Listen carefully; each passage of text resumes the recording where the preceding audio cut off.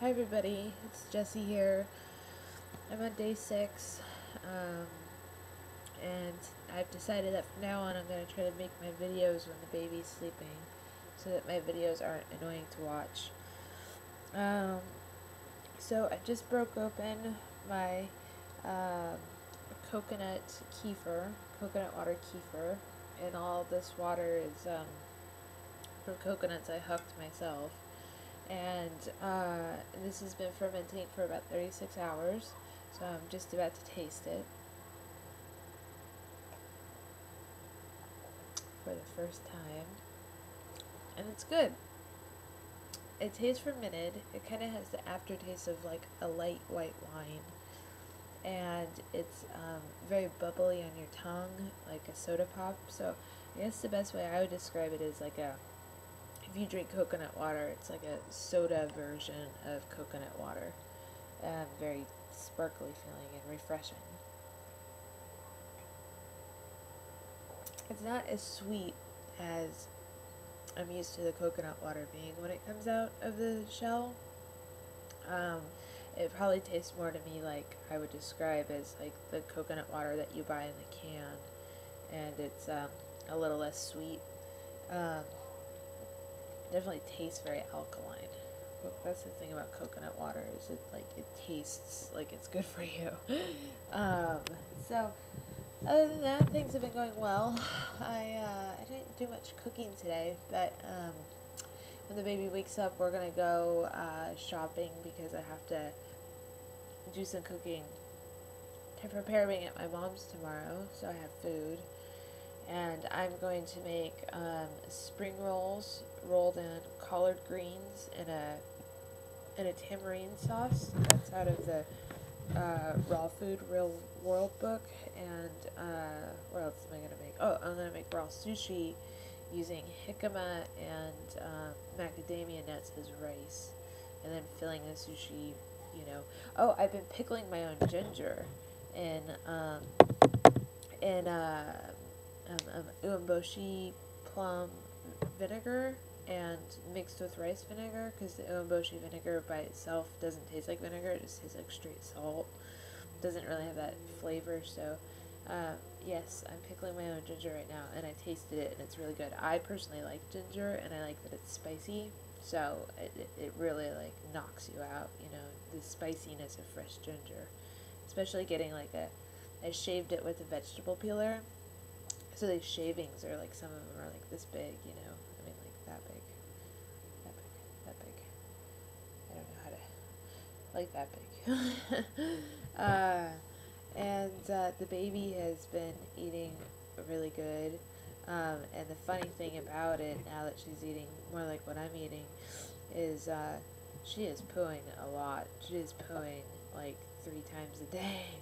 And it's intense, so I'm happy about that, because she was eating a lot of cheese before, and even if it's organic cheese, it's still cheese, and man, that stuff clogs up your system.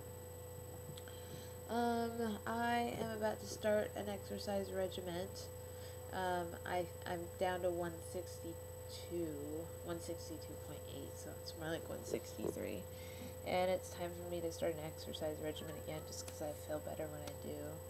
And I'll be running and swimming again. And what else can I share? I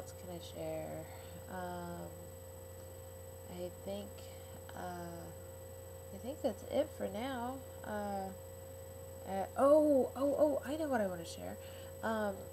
I was saying in the beginning that I thought if I need to, I'll eat raw fish.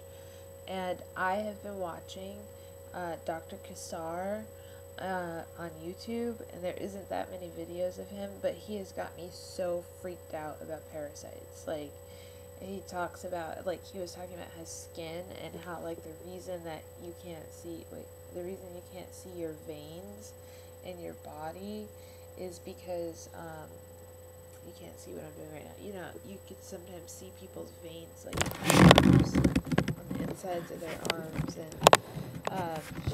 and it's like they have a very thin layer of skin. And he was saying that the reason that you can't see people's veins is because of mold, fungus, and parasites. He had this list of, but he's really big into like cleansing your body of parasites also, and so that they said that. Then I was watching this thing from the Discovery Channel on YouTube, and it's like 5-part series on YouTube if you watch it, and I think it's called Parasites Eating Us Alive.